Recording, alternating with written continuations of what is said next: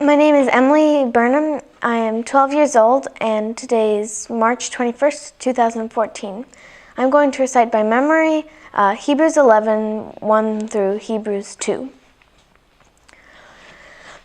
Now faith is being sure of what we hope for and certain of what we do not see. This is what the ancients were commended for. By faith we understand that the universe was formed at God's command, so that what is seen was not made out of what was visible. By faith Abel offered God a better sacrifice than Cain did. By faith he was commended as a righteous man, when God spoke well of his offerings. And by faith he still speaks, even though he is dead.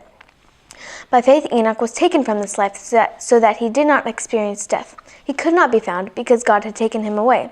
For before he was taken, he was commended as one who pleased God. And without faith it is impossible to please God, because anyone who comes to him must believe that he exists, and that he rewards those who earnestly seek him. By faith Noah, when warned about things not yet seen, in holy fear built an ark to save his family. By his faith he condemned the world and became heir of the righteousness that comes by faith. By faith Abraham, when called to go to a place he would later receive as his inheritance, obeyed and went, even though he did not know where he was going. By faith he made his home in the promised land like a stranger in a foreign country. He lived in tents, as did Isaac and Jacob, who were heirs with him of the same promise. For he was looking forward to the city with foundations, whose architect and builder is God. By faith Abraham, even though he was past age, and Sarah herself was barren, was enabled to become a father, because he considered him faithful who had made the promise. And so from this one man, and he as good as dead, came descendants as numerous as the stars in the sky, and as countless as the sand on the seashore. All these people were still living by faith when they died. They did not receive the things promised. They only saw them and welcomed them from a distance, and they admitted that they were aliens and strangers on earth. People who say such things show that they are looking for a country of their own. If they'd been thinking of the country they had left, they would have had opportunity to return. Instead, they were longing for a better country, a heavenly one. Therefore God is not ashamed to be called their God, for he has prepared a city for them.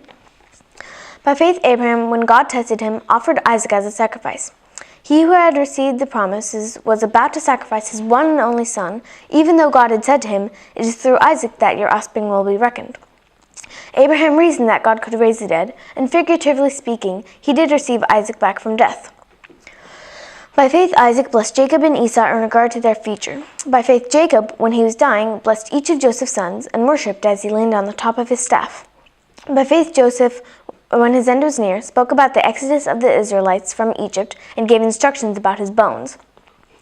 By faith Moses' parents hid him for 3 months after he was born, because they saw he was no ordinary child, and they were not afraid of the king's edict. By faith Moses, when he had grown up, refused to be known as the son of Pharaoh's daughter. He chose to be mistreated along with the people of God, rather than to enjoy the pleasures of sin for a short time. He regarded disgrace for the sake of Christ as of greater value than the treasures of Egypt. By faith he left Egypt, not fearing the king's anger. He persevered because he saw him who is invisible. By faith he kept the Passover and the sprinkling of blood, so that the destroyer of the firstborn would not touch the firstborn of Israel. By faith the people passed through the Red Sea as on dry land, but when the Egyptians tried to do so, they were drowned. By faith the walls of Jericho fell after the people had marched around them for 7 days.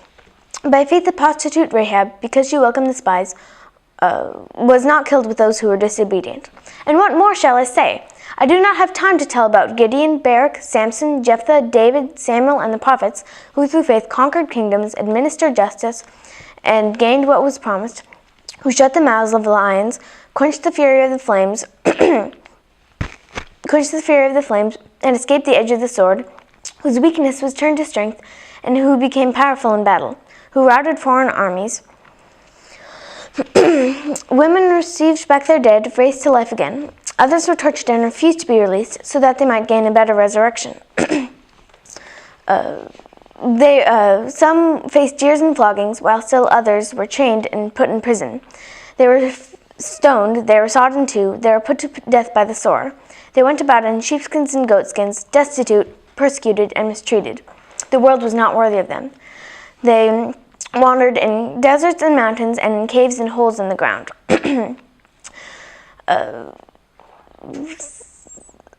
These were all commended for their faith, yet none of them received what had been promised. God had planned something better for us, so that only together with us would they be made perfect. Therefore, since we are surrounded by such a great cloud of witnesses, let us throw away everything that hinders and all the sin that so easily entangles us, so that we might run with perseverance the path marked out for us. Yay! Wait, so that was, say again the chapter and the verses that you did? That was Hebrews 11:1 through Hebrews 12:1. Yay. Right, and Emily, what's your full name? Emily Faith Burnham. That's your chapter, baby. That's it. Faith. Nice going. Awesome. She did awesome.